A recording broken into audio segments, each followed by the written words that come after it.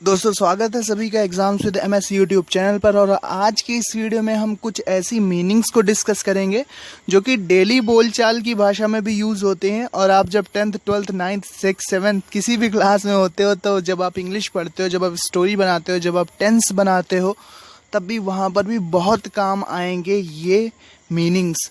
तो सबसे पहला मीनिंग है दोस्तों, फ़िलहाल को क्या कहते हैं। हिंदी का शब्द होता है फ़िलहाल।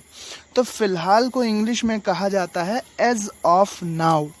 क्या कहते हैं? As of now. बहुत ही इम्पॉर्टेंट वर्ड है, आपको याद होना चाहिए, एज ऑफ नाउ।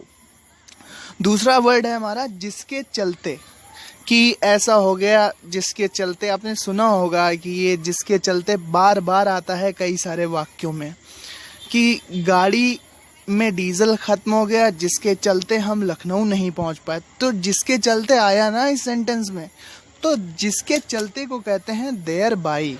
क्या कहते हैं? जिसके चलते को कहते हैं देयर बाई, THEREBY,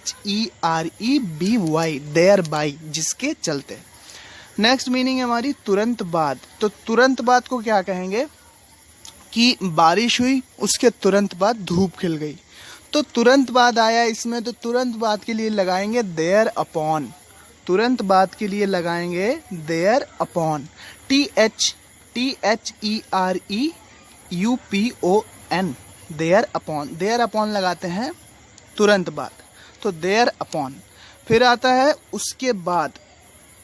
उसके बाद, उसके बाद के लिए क्या लगाएंगे? उसके बाद के लिए लगाएंगे thereafter. Thereafter, THEREAFTER, thereafter, यानी कि उसके बाद। आप इस कह सकते हो कि धोनी आउट हुए और उसके बाद सभी लोग जल्दी जल्दी आउट हो गए, तो उसके बाद के लिए देयर आफ्टर यूज करते हैं।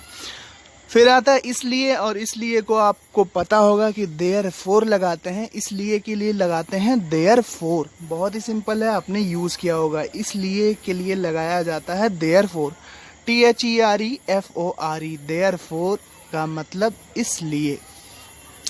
फिर आता है इसमें। इसमें के लिए लगाया जाता है देयर इन।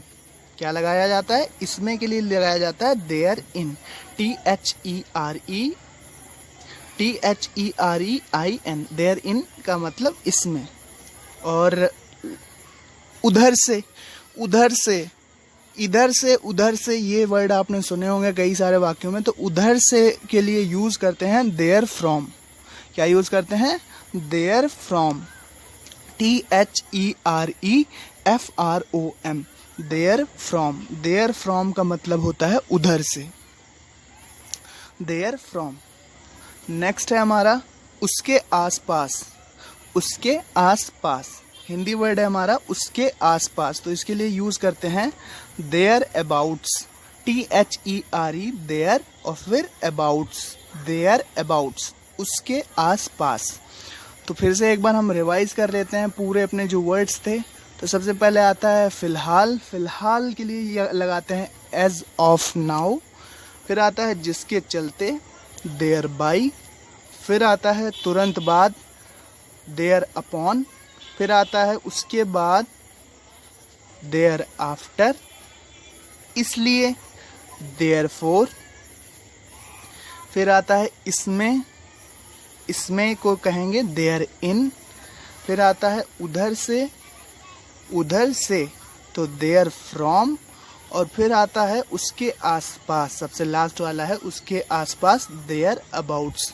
तो ये था वीडियो। उम्मीद करते हैं ये मीनिंग्स, ये शब्द और उनके इंग्लिश में अर्थ, या इंग्लिश में शब्द उनके हिंदी में अर्थ आपकी इंग्लिश को मजबूत करेंगे। डेली लैंग्वेज में भी यूज़ करिए, आपकी इंग्लिश स्पीकिंग स्किल्स भी अच्छी होंगी। प्लस आप अगर इंग्लिश पढ़ते हैं अपने स्कूल में, तो वहाँ पर भी आप इसका यूज़ अच्छे से कर पाएंगे, स्टोरीज वगैरह को ठीक से बना पाएंगे। So thanks for watching and listening me. अगर इसी प्रकार के आपको important videos, question paper, model paper, सभी सब्जेक्ट्स के 10th 12th बोर्ड्स, 9th और दूसरे क्लासेस के भी चाहिए, तो एग्जाम्स विद एमएस को सब्सक्राइब कीजिए। इसी